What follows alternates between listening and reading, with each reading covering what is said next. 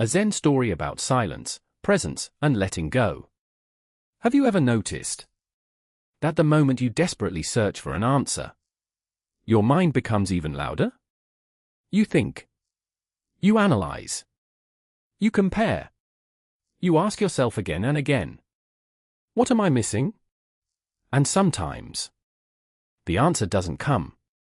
Not because the answer is hidden, but because we are looking for it in the wrong way.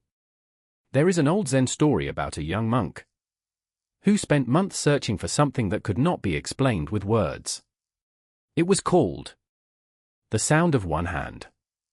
And what he discovered along the way was far more valuable than an answer. It was a way of seeing life. So let us enter this quiet story and listen carefully. Perhaps you may hear something too. 1. The young monk. Many years ago, in a quiet monastery surrounded by mountains and bamboo forests, there lived a young monk named Ren. Ren was sincere. He woke before sunrise. He swept the temple courtyard. He carried water from the well. He studied ancient teachings. And every evening, he sat beneath a large cedar tree and meditated. But despite all his practice, Ren felt that something was missing. He had learned many teachings. He could remember difficult passages. He could explain the principles of meditation.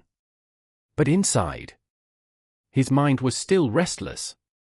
One morning, Ren decided to speak with the old Zen master who lived at the monastery.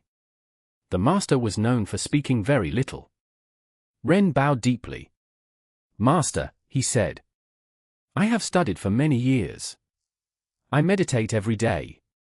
But I still don't understand what enlightenment truly is." The master looked at him quietly. Then he brought his hands together. Clap. The sound echoed through the room. The master asked, "Do you hear that?" Ren nodded. "Yes, master." The master slowly raised one hand. Then he asked, "Now tell me, what is the sound of one hand?" Ren stared at him. He thought the master was giving him a riddle. But the master said nothing more. Ren bowed. "I will find the answer." And so his journey began. 2. Searching for the answer. The next morning, Ren returned. "I have the answer, master." The master looked at him. The sound of one hand is the sound of wind moving through the trees. The master shook his head. "No." The next day, Ren came again. "It is the sound of rain falling on the roof." "No." The sound of a bird calling in the distance. "No." The sound of a temple bell. "No." The sound of footsteps on the wooden floor. "No." Every answer was simply met with one word. "No." Ren became frustrated. He began searching everywhere. He went to the river. He listened to the rushing water. He climbed the mountain. He listened to the wind. He sat beside the temple bell. He listened to its final vibration disappear into the air. He sat beneath the bamboo. He listened to the leaves touching one another. But nothing was accepted. One evening, Ren returned to his room exhausted. He sat down. His mind was filled with questions. What does the master want? What answer am I supposed to give? Maybe I am not intelligent enough.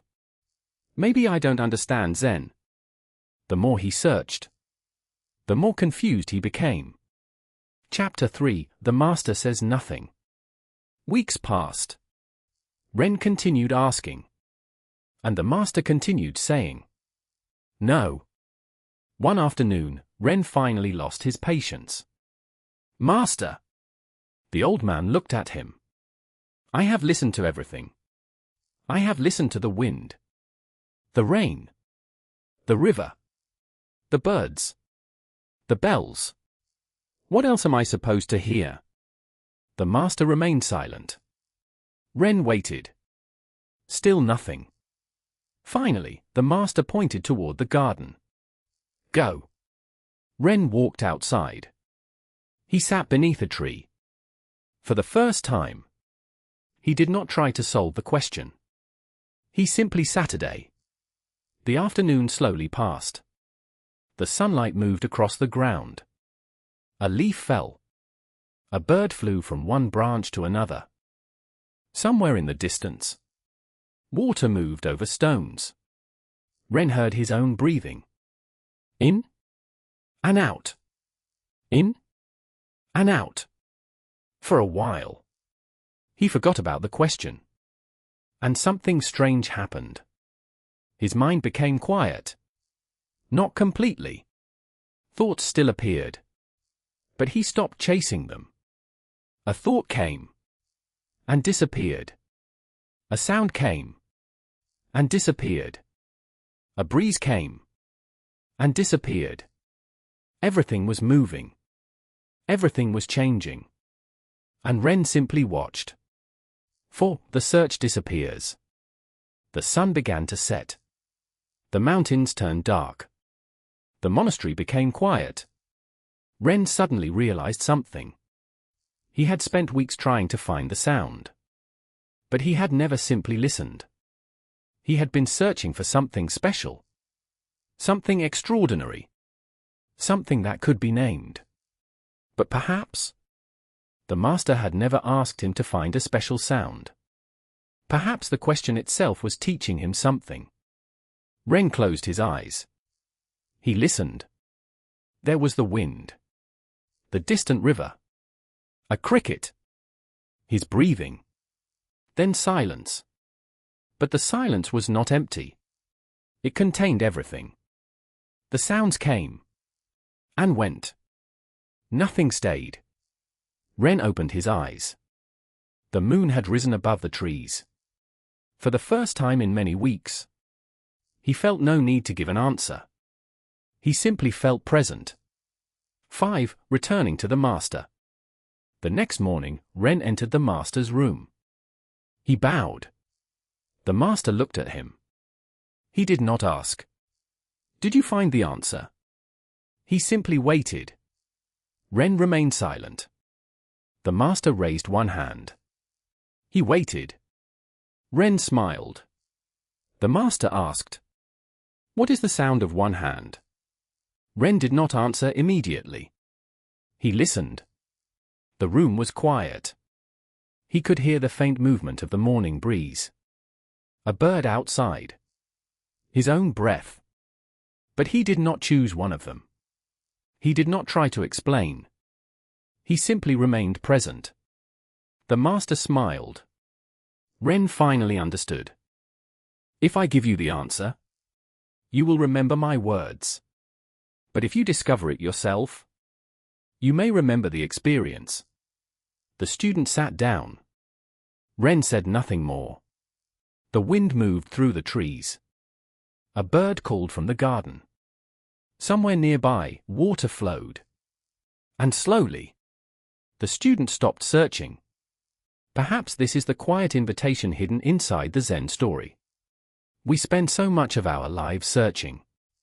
Searching for happiness. Searching for certainty. Searching for answers. Searching for the perfect moment. And while searching, we sometimes miss the moment already here. The sound of the wind. The warmth of sunlight. A breath entering the body. A breath leaving. The quiet space between two thoughts. You don't always have to understand life to experience it. Sometimes, you only need to become still enough to listen. So today, take a moment. Put down the search. Take one slow breath. And listen. Not for something extraordinary. Just listen. Because perhaps the deepest wisdom is not something you hear with your ears. It is something you discover when the mind finally becomes quiet. Pause. And in that silence, there may be no answer. Only this moment. The end.